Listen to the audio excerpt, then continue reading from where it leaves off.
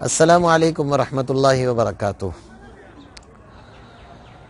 ہم زندگی میں بہت ساری غلطیاں اور زندگی کا ایک بہت بڑا حصہ اس چیز میں گزار دیتے ہیں کہ زندگی کے ہر لمحے میں ہمارا دماغ، ہماری سوچ ہمیں یہ کہہ رہی ہوتی ہے کہ جو آپ کر رہے ہیں وہ ٹھیک ہے، اس کے علاوہ سب کچھ غلط ہے،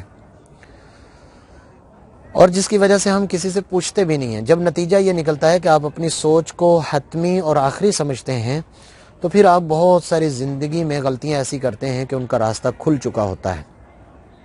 اس لیے ہمیشہ انسان کو اپنی عقل کو حرف آخر نہیں سمجھنا چاہیے۔ حرف آخر چیز جو ہے وہ وحی الہی ہے، اللہ اور اس کے رسول صلی اللہ علیہ وسلم کا کلام ہے۔ اس کے علاوہ میری اور آپ کی سوچ وہ حرف آخر نہیں ہے۔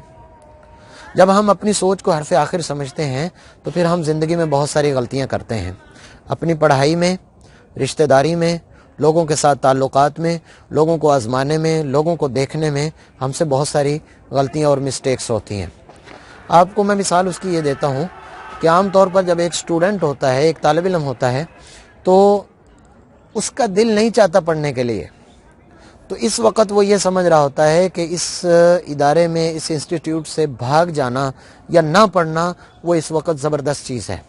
لیکن جب 10-15 سال اور اوپر گزرتے ہیں، وہ اپنی ایک عملی زندگی میں آتا ہے، تو اس وقت اسے احساس ہوتا ہے کہ جو آج سے 10 سال پہلے میں نے ڈیسیژن لیا تھا، جو فیصلہ میں نے کیا تھا، وہ بہت بڑا غلط تھا اور ایسا ڈیسیژن مجھے نہیں کرنا چاہیے تھا۔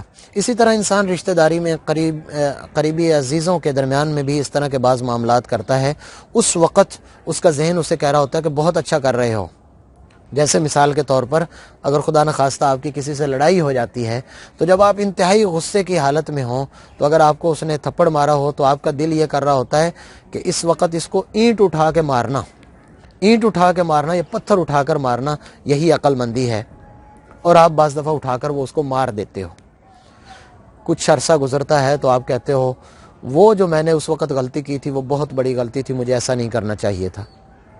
آپ زندگی میں بے شمار مقامات پر ایسا کرتے ہیں۔ اس کا نتیجہ کیا نکلتا ہے؟ اس کا نتیجہ یہ نکلا ہے کہ ہماری عقل بعض دفعہ غصے میں ہوتی ہے تو اور فیصلہ کرتی ہے، نرم ہوتی ہے تو اور فیصلہ کرتی ہے۔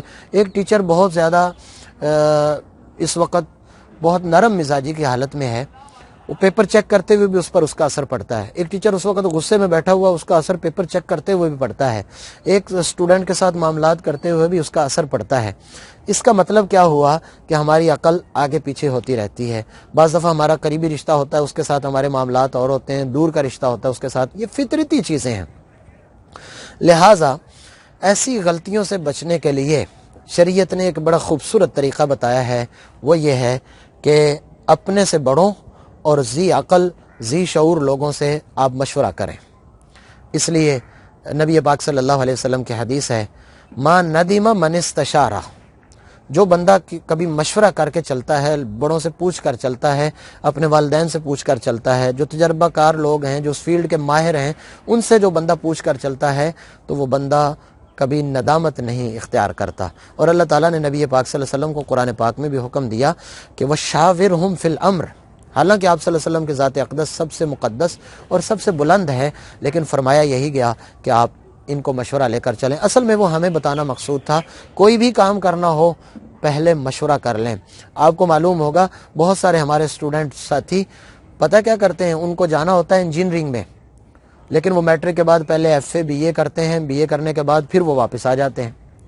ان کو جانا ہوتا ہے میڈیکل میں، ان کو جانا ہوتا ہے سائنس میں، لیکن وہ سمپل FA BA کر رہے ہوتے ہیں۔ 3-4 سال ضائع کرنے کے بعد انہیں پتہ چلتا ہے اوہو میں نے تو اس فیلڈ میں جانا تھا، جس کی وجہ سے وہ اپنی زندگی کا بہت سارا حصہ ضائع کر بیٹھتے ہیں۔ اس لیے سب سے بہتر اس کا حل یہ ہے کہ ہم کوئی بھی ڈیسیژن لینے لگیں اپنی زندگی کا، چاہے وہ تعلیم کے حوالے سے ہو، چاہے وہ کسی اور حوالے سے ہو، تو ہم سب سے پہلے اپنی عقل کو سائیڈ پر رکھ کر ذی شعور، ذی عقل اور ایسے دانش مند لوگ جو اس میں تجربہ کار ہوں ان سے مشورہ کریں، اور امید کرتا ہوں کہ انشاءاللہ تعالی جب ہم اپنی زندگی کو ایسے گزاریں گے تو ہمیں بہت کم معاملات پر ندامت اور شرمندگی ہوگی، اکثر طور پر اس میں کامیابی ہوتی ہے، چونکہ جو لوگ اس فیلڈ سے گزر چکے ہیں، جنہوں نے اپنی زندگی کا وہ حصہ گزار لیا ہوا ہے، وہ اس فیلڈ کو سب سے زیادہ بہتر جانتے ہیں۔ تو اس لیے ہمیں زیادہ سے زیادہ اس مشورے کو اپنے والدین سے، اپنے اساتذہ سے، اپنے بڑوں سے مشورہ کر کے پھر اپنا کوئی ڈیسیجن لینا چاہیے، تاکہ زندگی میں کم سے کم ہم سے غلطیاں ہوں۔ السلام علیکم ورحمۃ اللہ وبرکاتہ۔